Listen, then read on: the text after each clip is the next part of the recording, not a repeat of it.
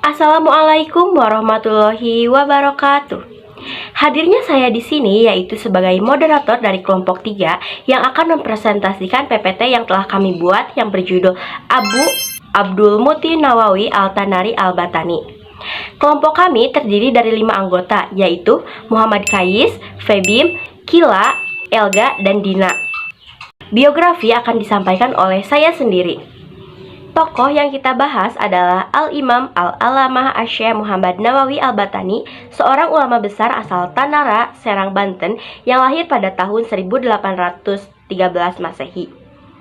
Beliau dikenal sebagai salah satu ulama terbesar di dunia yang paling berpengaruh dalam Islam. Beliau wafat di Mekah pada tahun 1897 Masehi dan sepanjang hidupnya banyak berperan dalam perkembangan ilmu agama di Masjidil Haram. Beliau bergelar ulama besar internasional karena ilmunya sangat diakui, bukan hanya di Indonesia tetapi juga di Timur Tengah. Dalam bidang karya tulis, Syekh Nawawi menghasilkan sekitar kurang lebih 115 kitab yang membahas berbagai disiplin ilmu seperti fikih, tauhid, tasawuf, tafsir, dan hadis.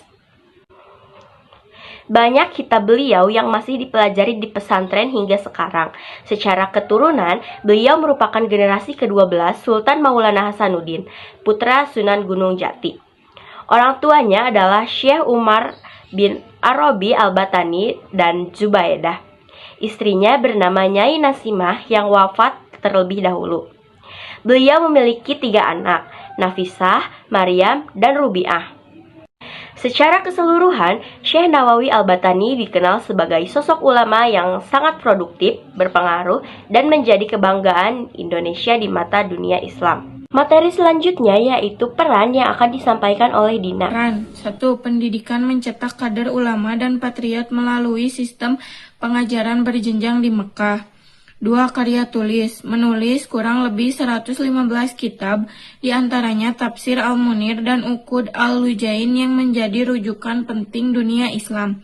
3. Imam dan otoritas keagamaan, diakui sebagai Sayyid Ulama Al-Hijaz, ulama besar bertaraf internasional. 4. Inspirator perjuangan, menanamkan semangat anti kolonial dan nasionalisme pada murid-muridnya. 5. Pendorong moderasi Islam, mengajarkan keseimbangan antara ilmu dan amal, ummatan wasatan. 6. Penjalin jaringan ulama, menghubungkan santri Nusantara dengan ulama Haramain. Pengaruhnya melahirkan tokoh seperti Kiai Haji Hasyim Asy'ari. Selanjutnya, keteladanan akan disampaikan oleh Kila. Aku akan memaparkan mengenai keteladanan yang dapat kita contoh dari tokoh tersebut. Yang pertama itu haus akan ilmu. Ia terus-menerus belajar, menulis sepanjang hidupnya karena ia tidak pernah puas akan ilmu yang ia miliki. Yang kedua yaitu produktif serta disiplin. Ia mampu menulis beberapa puluhan kitab yang bermutu tinggi serta dapat mengatur waktu antara menulis, mengajar, serta beribadah. Yang ketiga, hidupnya itu sederhana. Meskipun terkenal, hidupnya tidak mewah. Ia bahkan menolak jabatan demi fokus mengabdi pada ilmu. Yang keempat, cinta tanah air. Ia selalu memperhatikan pendidikan di Indonesia sehingga mengajarkan murid-muridnya untuk dapat membangun negeri. Yang kelima, berpikir terbuka serta moderat. Ia mampu menghargai pendapat orang lain serta menyeimbangkan antara akal serta wahyu dalam berpikir. Lalu yang keenam yaitu peduli terhadap sesama. Ia menulis beberapa kitab tentang kehidupan berumah tangga, serta mengajarkan murid-muridnya dengan penuh kesabaran. Lalu yang terakhir yaitu pantang menyerah. Meski dalam mengalami kesulitan ekonomi, ia tetap terus belajar, dan juga ia tidak takut untuk ditindas oleh penjajahan Belanda. Selanjutnya, karya akan disampaikan oleh Febim. Adapun untuk karya-karyanya yaitu ada 3. Yang pertama, Sulam Al-Munajah. Asal-usulnya yaitu syarah dari kitab Safina An-Najah karya Imam Salim, yaitu kitab ringkas yang membahas fikih ibadah mazhab Syafi'i. Untuk tujuannya yaitu menjelaskan isi Safina An-Najah yang sangat ringkas dengan lebih detail dan mudah dipahami. Yang kedua ada Kasifatus Saja. Asal-usulnya yaitu syarat dari kitab Safinatun Najah karya Imam Abdullah, yaitu kitab fikih dasar Mahjab Syafi'iyah. Tujuannya untuk membuka dan menjelaskan makna dalam kitab Safinatun Najah yang ringkas.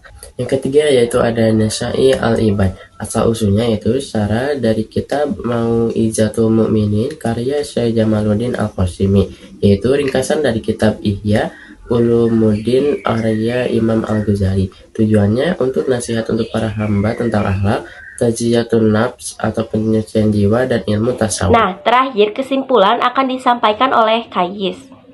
Perkenalkan, nama saya Muhammad Kais. Di sini saya akan menjelaskan tentang kesimpulan yang telah disampaikan oleh teman-teman saya. Peran ulama dalam berbagai hal dalam Islam tentunya sangat erat, terutama Syekh Nawawi ini. Syekh Nawawi tentu memiliki peran dalam penyebaran agama, karya-karyanya juga perilaku-perilaku yang dapat dicontoh. Contoh peran dalam penyebaran agama, Syekh Nawawi ini membuat pesantren. Nah, untuk karyanya itu ada Sulam, yaitu salah satu penjelasan dari kitab Safinah yang biasa kita pelajari waktu SMP, SD, ataupun sekarang.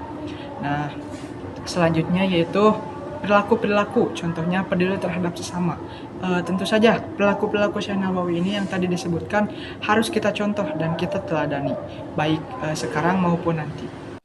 Mungkin cukup sekian materi yang dapat kami sampaikan. Mohon maaf apabila masih ada kesalahan. Wabillahi taufiq wal hidayah. Wassalamualaikum warahmatullahi wabarakatuh.